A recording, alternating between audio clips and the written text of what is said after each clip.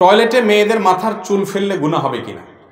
টয়লেটে মেয়েদের কেন, ছেলেরাও যদি নিজেদের চুল ফেলে, বিশেষ করে কমোডে, আপনার প্যানে, যেখানে ফেললে নাপাকের মধ্যে মানুষের চুল মিশবে, তো সেটা অনুচিত, অনুত্তম এবং ছোট গুনাহের কারণ আল্লাহ কোরআনে বলেছেন, ওয়ালাকাদ কাররামনা বানি আদম, আমি আদম সন্তানকে সম্মান দিয়েছি, মর্যাদা দিয়েছি। আদম সন্তানের শরীরের প্রত্যেকটি অঙ্গ আল্লাহর কাছে মর্যাদাপূর্ণ।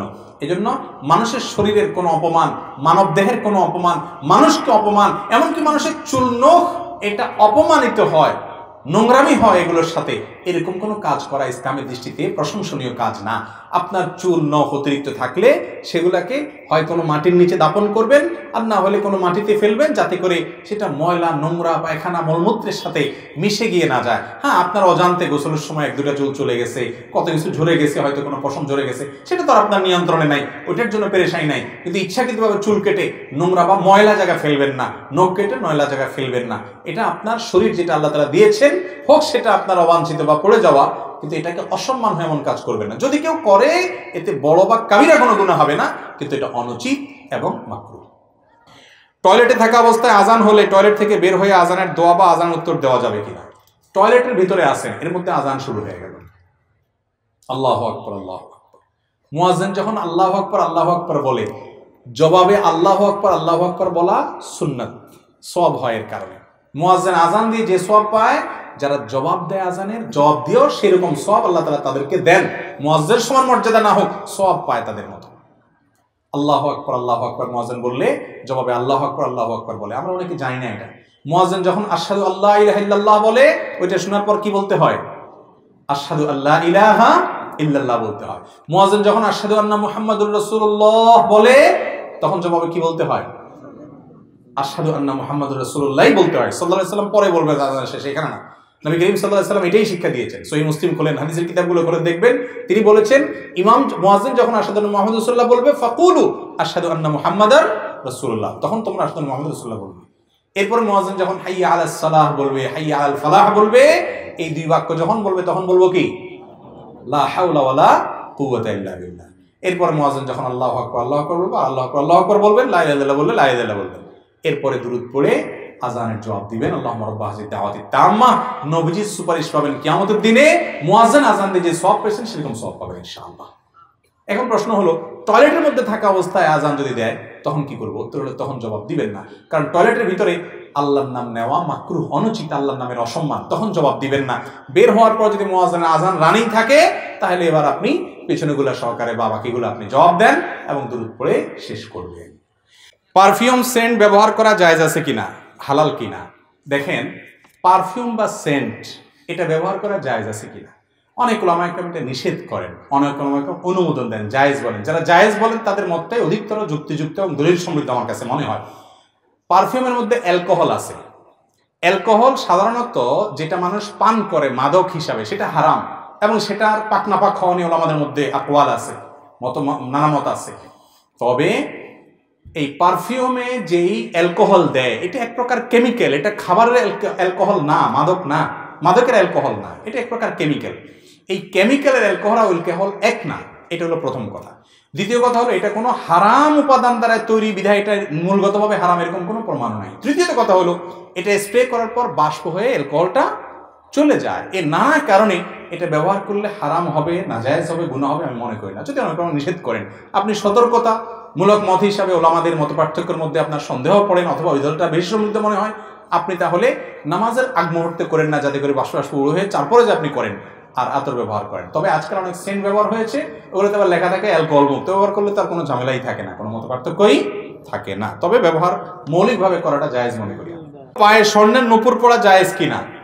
পায়ের স্বর্ণের নূপুর পরা জায়েজ কিনা? স্বর্ণের নূপুর বা রূপার নূপুর মেয়েরা পায়ে পড়তে পারে, বিশেষ করে নিজের স্বামীকে নিজের সৌন্দর্য প্রদর্শনের জন্য করতে পারে। বাহিরে গেলে যদি এটা প্রদর্শিত হয় অন্যের সামনে এবং পর্দার বরখেলাফ হওয়ার মতো কিছু হয়, তো সেটা সর্বাবস্থা না জায়েজ। মৌলিকভাবে মেয়েদের জন্য এটা নিষিদ্ধ কোনো কিছু নয়, অলঙ্কার হিসেবে পড়তে পারে। ছেলে মেয়ে জন্ম হওয়ার কতদিনের মধ্যে আকিকা দেওয়া উত্তম? পশুর মাংস বন্টন করে দিতে হবে, নাকি রান্না করে পাড়া প্রতিবেশী গরিব সবাইকে একত্র করে খাওয়াই দিতে হবে?